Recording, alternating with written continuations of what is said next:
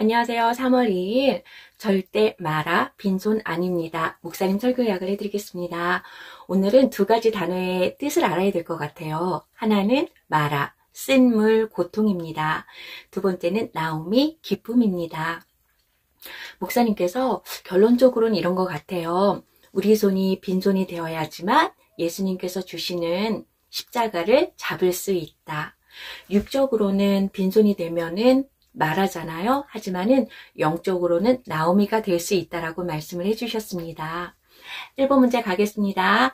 혼자 잘 먹고 잘 살고자 재산 챙겨 고향을 떠나 모압으로 간 지 10년 만에 남편과 두 아들 죽고 이방 며느리 하나만 남은 나오미가 고향으로 돌아오고자 한 이유는 첫 번째, 하나님께서 자기 백성을 용서하셨다는 확신 때문이다. 우리가 6절에 보면은 자기 백성을 권고하사 그들에게 양식을 주셨다는 소문을 듣고 라고 기록되어 있습니다.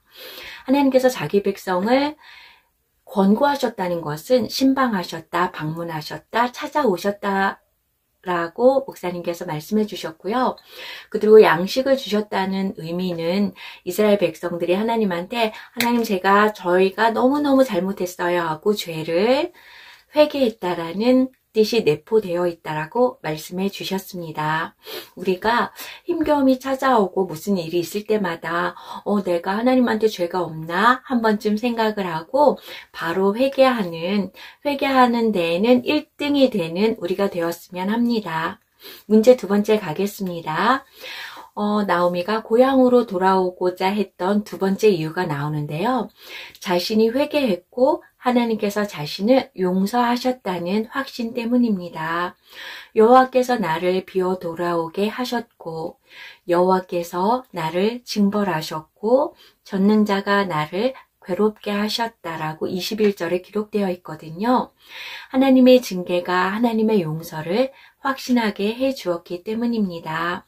히브리서에서도 보면은 잘못했는데 징계가 없으면 사생자고 참 아들이 아니다라고 기록되어 있잖아요. 그런 것처럼 우리가 잘못했을 때 하나님의 징계가 없으면은 우리는 어쩌면 하나님의 자녀가 아닐 수도 있습니다. 맞아본 사람만이 때리는 사람을 마음을 알 수 있다라고 목사님께서 말씀해 주셨습니다. 문제 세 번째 가겠습니다. 돌에 맞아 죽을 각오로 돌아온 나오미를 베들레헴 사람은 어떻게 대어 주었는가? 왜냐하면은 기근이 오고 흉년이 와서 모두 다 어려움에 처했을 때 나오미는 풍족한 가운데 사람들을 도와주지 않고자 다른 모압 지방으로 떠난 거였잖아요. 배신자잖아요. 이스라엘 백성들이 어쩌면은 자기가 하나님한테 용서함을 받았다라는 그 용서의 기쁨을 누리지 못했다면 나오미가 돌아왔을 때 짝 째려봤을 수도 있어요. 세상에 자기 혼자 살려고 나가더니 꼴 좋다 이런 식으로요. 하지만은 이스라엘 백성들은 나오미가 돌아왔을 때 떠들며 이게 나오미가 아니냐 하고 환영해 주었다라고 하였습니다. 구약에서는 떠들며 라는 소리가 두 번의 예시로 말씀해 주셨는데요. 첫 번째는 이스라엘 백성하고 블레셋 사람들이 막 싸웠어요. 그런데 이스라엘 백성들이 블레셋 사람들한테 졌거든요. 이게 너무너무 힘들게 전쟁이 되고 있었어요. 그랬을 때 우리한테 하나님의 법궤가 있으면 우리가 이길 수 있겠다 해서 홈니와 비느하스가 하나님의 법궤를 가지고 전쟁터로 오거든요. 그랬을 때 이스라엘 백성들이 하나님의 법궤를 보고 막 환호를 했어요. 그때 그 환호하는 소리 때문에 땅이 진동했다라고 성경에는 기록되어 있습니다. 두 번째는 아도니아가 다윗이 이제 늙어서 거의 죽어갈 때에 본인 스스로가 왕이 되고자 했을 때에 이랬다가는 아도니아가 왕이 되겠다라는 그 순간에 다윗이 솔로몬을 왕으로 삼거든요. 그때 솔로몬이 왕이 되었을 때 백성들이 요란하게 환영했다라고 했을 때 이 떠들며 라는 단어를 사용하였습니다. 문제 네 번째 가겠습니다. 고향 사람들은 왜 나오미를 이렇게 환영해 주었을까요? 그들 역시 하나님께 용서를 받았습니다. 그래서 용서받은 자만이 용서할 줄 알기 때문입니다. 5번째 문제 가겠습니다. 고향 사람들의 뜻밖의 환영을 받은 나오미는 나를 나오미라고 부르지 말고 마라라고 불러주세요 라고 했어요.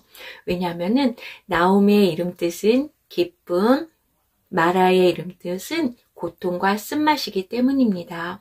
왜냐하면 나오미가 생각했을 때에는 남편 죽었죠. 2 아들 다 죽었죠. 자기는 빈손, 빈 털털이로 다시 돌아왔기 때문입니다. 6번째 문제 가겠습니다. 나오미가 생각하는 자기는 마라라고 했지만 하나님께서는 나오미가 돌아오기 전에 미리 준비해 놓으신 것이 4가지가 있었습니다.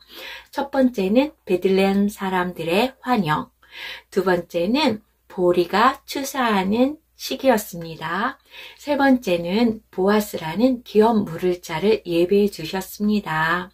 하나님께서 주신 그 땅이 이렇게 변경되는 걸 원하지 않으셨어요. 그래서 이 지파, 저 지파에게는 각자에게 주신 땅이 계속 이어지길 원하셨기 때문에 형이 자녀가 없이 죽고 나면은 형수와 동생이 같이 결혼해서 그 형의 대를 이어가게끔 하는 제도가 있었거든요. 그 일환으로 하나님은 보아스라는 기업 물을 자를 예배해 두셨습니다. 4번째로 예배해 두신 것은 다윗의 태예요. 왜냐하면은 보아스와 룻이 결혼해서 낳은 아들이 오벳이고 오벳의 아들은 이새의 아들은 다윗이고 나중에 그 다윗의 혈통으로 예수님이 오시기 때문입니다. 7번째 문제 가겠습니다. 7번째, 양식이 없어서 빈손이 아니라 생명의 떡이신 예수님이 없어서 빈손이요. 쓴물이라서 마라가 아니라 생수이신 예수님이 없어서 마라다. 나무 십자가만 던지면 마라는 생수가 된다. 목사님께서 빈손이 되어야만 십자가를 잡을 수 있다라고 하셨던 말씀이 바로 이 말씀입니다. 8번째 문제 가겠습니다. 우리의 부유함이 되기 위해서 가난하게 되시고 우리에게 단물을 주기 위해서 물과 피를 흘리시고 단 잔을 주시기 위해서 고난의 잔을 마셔주신 예수님이 우리 최고의 기업 물을 자이십니다. 예수님을 통해서 하나님은 우리에게 천국을 허락해 주셨습니다. 하나님, 예수님 사랑합니다.